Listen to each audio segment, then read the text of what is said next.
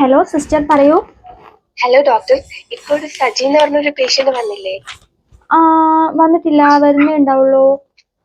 Doctor, നമ്മൾ നേരത്തെ ഹെർണിയന്റെ operation കഴിഞ്ഞപ്പോ ഈ പേഷ്യന്റിന്റെ വയറിലാണ് ആർട്ടറി മൊസ്കിറ്റോ മറന്നു വെച്ചത്.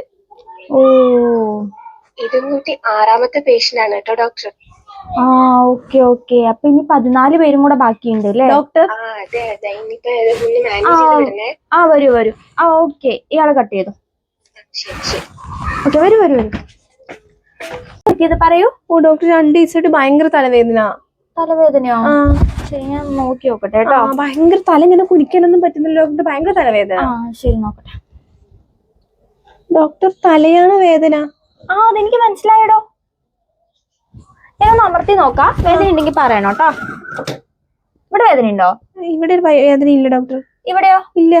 ഇവിടെ ഒന്നും വേദന ഇല്ല. ഇല്ല, ചില സമയങ്ങളിൽ നമ്മൾ സ്റ്റെയർ ഇങ്ങനെ കയറുമ്പോ സ്റ്റെയർ ഇങ്ങനെ ഇറങ്ങുമ്പോ അതിന്റെ ഉള്ളിൽ എന്തോ കുലുങ്ങുന്നത് പോലെ ഒരു വേദന വരാറുണ്ട് ഡോക്ടർ. കുലുങ്ങുന്ന പോലെയോ? അതെല്ലേ.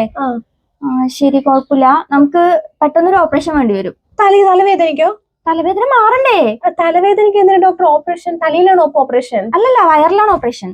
തലവേദനയ്ക്ക് എന്തിനാ ഡോക്ടർ വയറിൽ ഓപ്പറേഷൻ? അതിന്റെ ഉള്ളിലുള്ള സാധനം എടുത്തു മാറ്റിയല്ലേ വേദന മാറുള്ളൂ. അതിന്റെ ഉള്ളിലുള്ള സാധനങ്ങളോ? അതെന്താന്ന് ചോദിച്ചാല് നമ്മുടെ ഈ തലയിൽ ഒരു നരമ്പ് കൂടെ വന്നിട്ട് ഇവിടെ കണക്ട് ആയിട്ടുണ്ട്.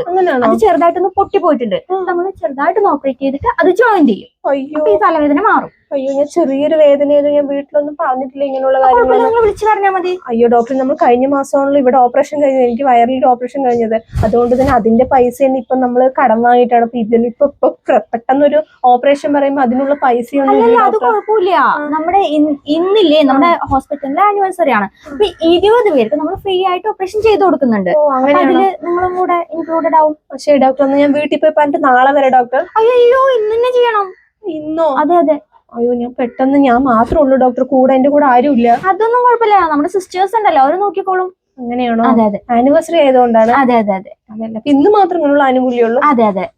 ഞാൻ വീട്ടിലേക്ക് ഒന്ന് വിളിച്ചു പറഞ്ഞോട്ടെ ഡോക്ടർ. വിളിച്ചു പറഞ്ഞു. ശരി ഡോക്ടർ, വളരെ ഉപകാരം. അമ്മേ, അങ്ങനെ 6 പേര് സെറ്റായി. ഇനി 14 പേരും കൂടി ഉണ്ട്. എപ്പോ വരും എന്തോ ദൈവമേ, അതുവരെ ഒന്നും സംഭവിക്കാണ്ടിരുന്നാ മതി.